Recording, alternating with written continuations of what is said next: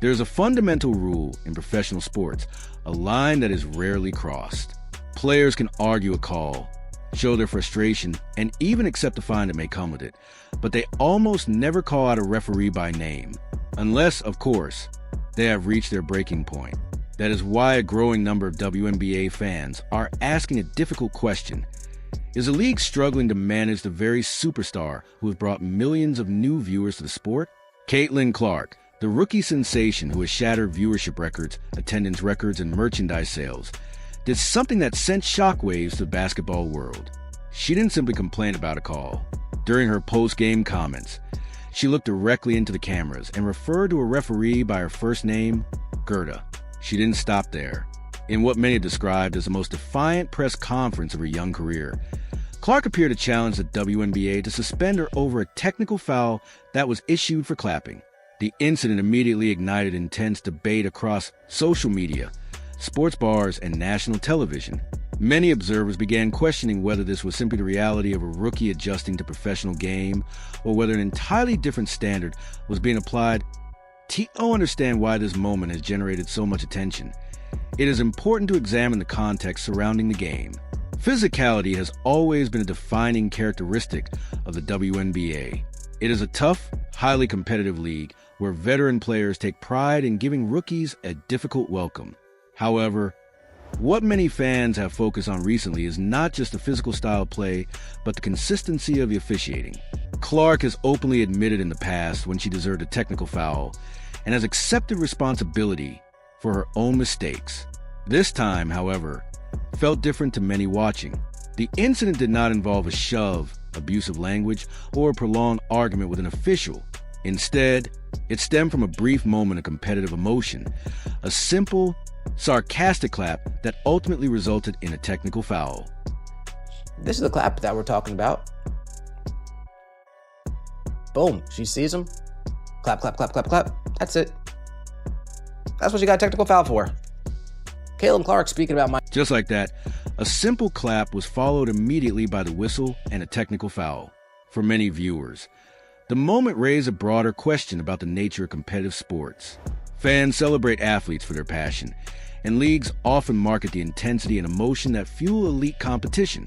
The NBA, for example, built entire dynasties around the fiery personalities of stars like Michael Jordan, Kobe Bryant, and Kevin Garnett. Yet, when the most watched player in women's basketball displays even a glimpse of that same competitive fire, the response is an immediate penalty.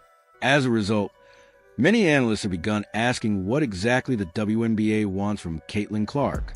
Should she remain quiet, emotionless, and simply hit logo three-pointers with a smile, or should she embrace the fierce competitive spirit that has helped make her one of the sport's biggest attractions? To many observers, the league's messaging appears inconsistent. After the final buzzer sounded, Clark seemed ready to address the issue directly. She walked into the post-game press conference, took her seat, and appeared determined to speak openly about what had happened. Got the tech tonight, fifth of the season. Yeah, it's ridiculous. I got a technical for clapping. So, like, if we should all just go on the calendar now and pick a game that I'm going to be suspended for if I'm going to get technicals for clapping. I asked Gerda. Gerda said that I got a technical for clapping. Gerda! So, if any technical should be taken away, it should be that one. If it's truly for clapping, that's what they said they gave it to me for was for clapping. So it's just ridiculous. I don't understand it at all. So even within that though, how aware do you have to be of the 8 technical fouls? I mean, I'm going to play with emotion. I'm going to play with passion. And if they're going to give me a technical foul for... I asked Gerda. Those 3 words immediately drew attention.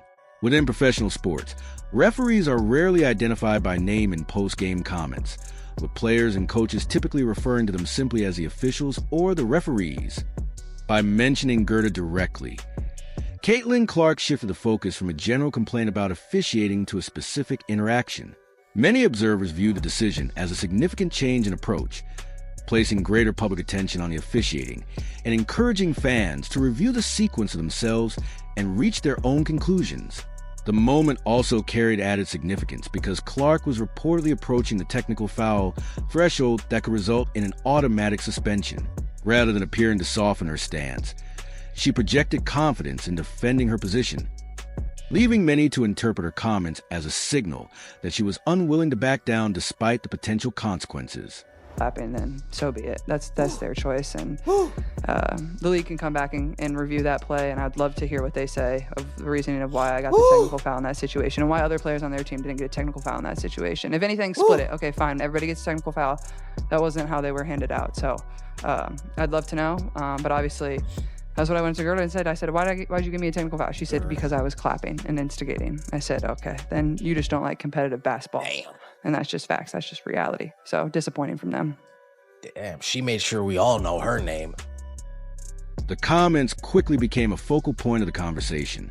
Supporters argued that if displays of competitive emotion are consistently penalized, it raises broader questions about the league's approach to officiating and the kind of product it wants to present.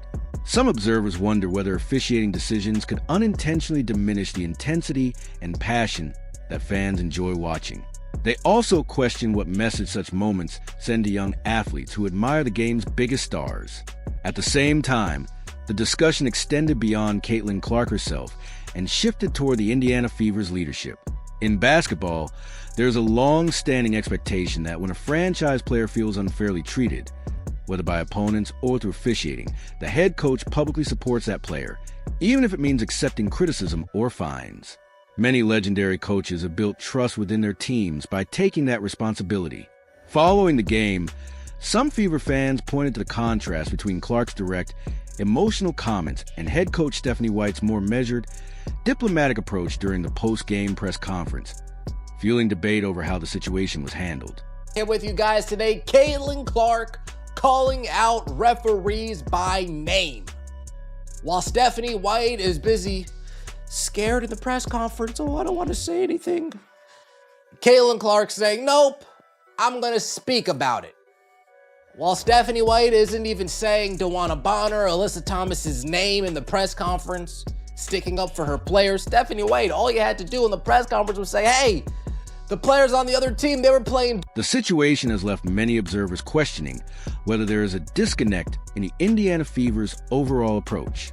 On one side, Caitlin Clark has shown a willingness to publicly challenge officiating, accept criticism, and even risk disciplinary action in an effort to speak out about what she believes is unfair treatment.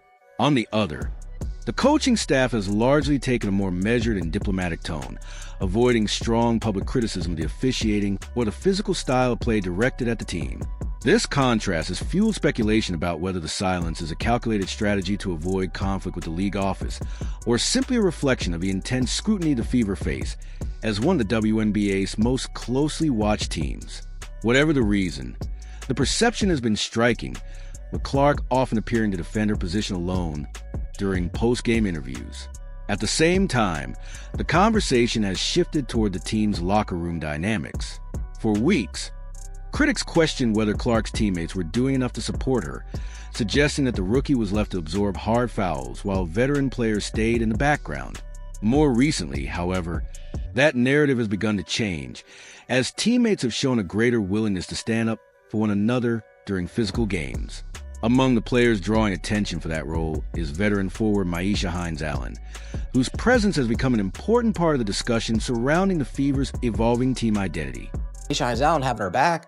Directly or specific words, but I don't know. I appreciate having my back. You know, it's nice to have a teammate like that that's always going to go to battle for their teammates. And, you know, I thought we did a good job of refocusing and trying to.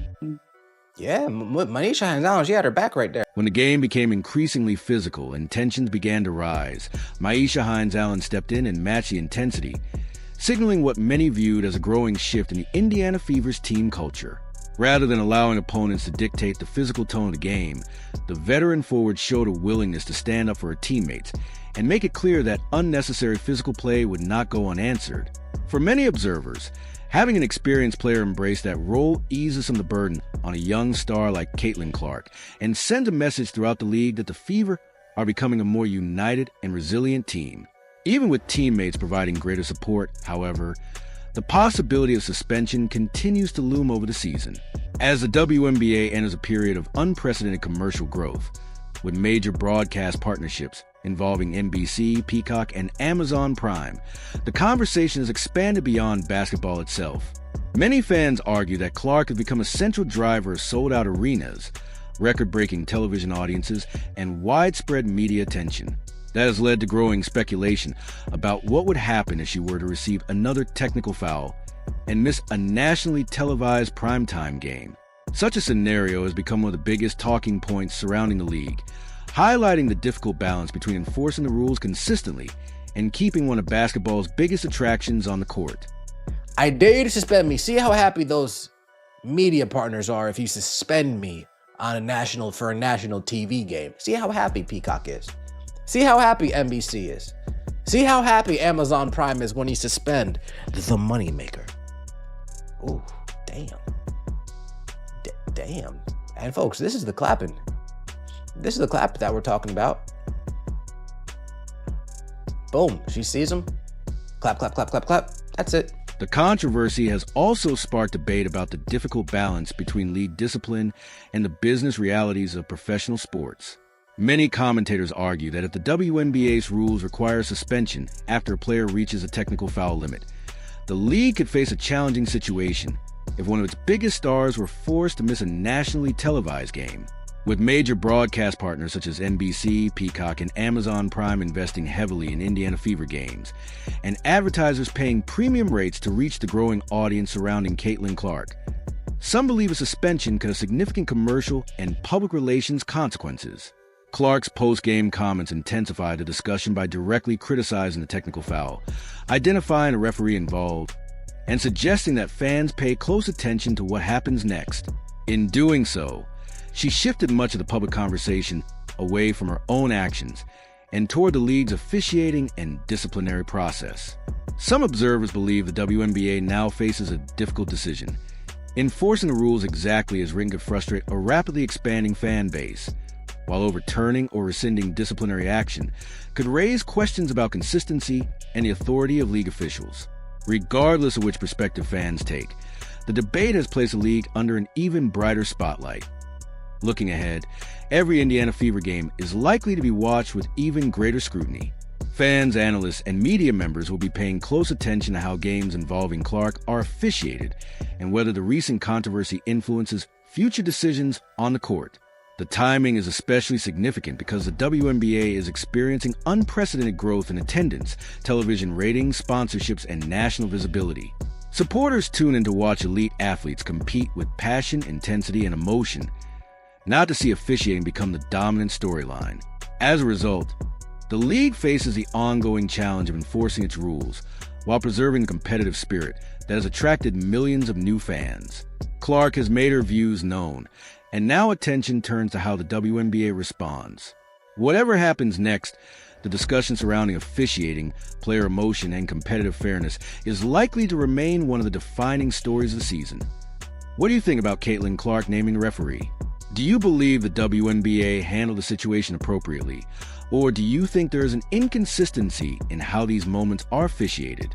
Share your thoughts in the comments below.